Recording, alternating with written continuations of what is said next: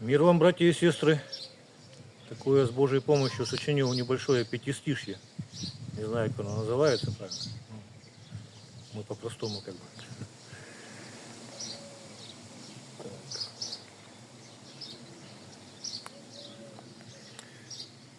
Поплакав перед Богом, о грехах забудь.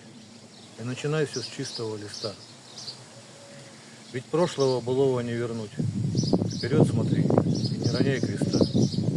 Опасен забыл тернист, домой ведущий путь. Вот, с Божьей помощью ножик соорудили. Такой вот большой.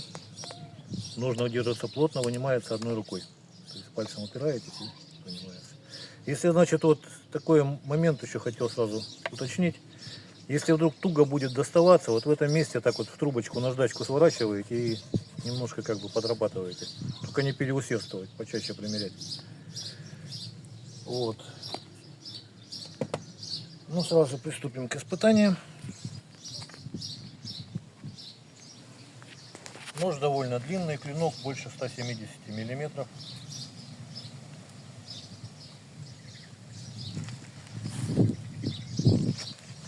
Всем весом наступаю. Вот у меня вес сейчас 85 килограмм. Последний раз весил. Сейчас может быть.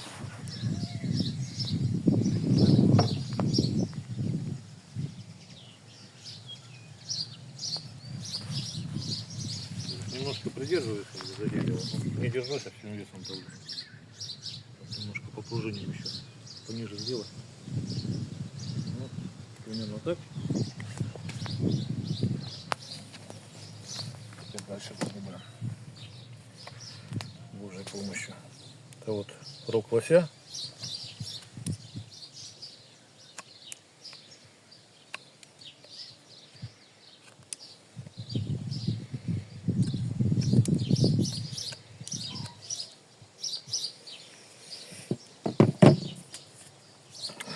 По дереву построгаем немного.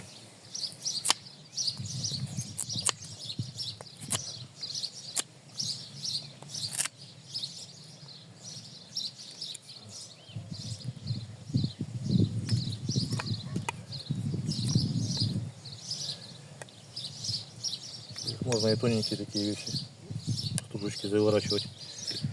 Так, что еще у нас? Рог попробовали, по газетке испытаем.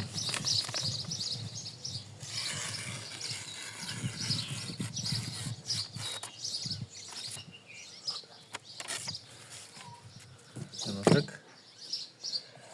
И хвостик коровий.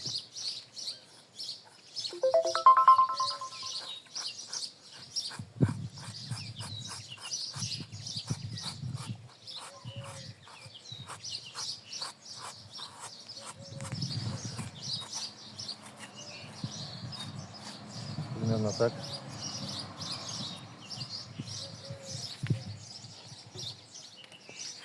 Так, что еще? Не знаю, что забыл, что не забыл. Ну вот есть еще такой. Это вот просто засохший хвост, его брить неудобно. Ну, по сухой коже можно показать еще примерно так. Что видно, да, что отрезает.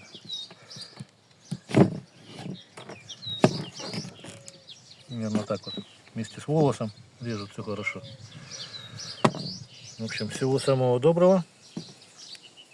Да, клинок всегда приятно пахнет. Нужно из можжевельника. Если поправить надо, значит, ровный брусочек берете, вот так вот кладете и по плоскости со стороны дула. Ну, на ровный брусок наждачку, в смысле, одеть. С обратной стороны немножко заусенчики снять, это даже можно обножно делать. Ну, ножное вот я смазываю такой как аналог баллистола, сами изготавливаю, если надо, обращайтесь. Клинок тоже этим же мажу средством, чтобы от коррозии и защиты. В общем, всего самого доброго, до свидания.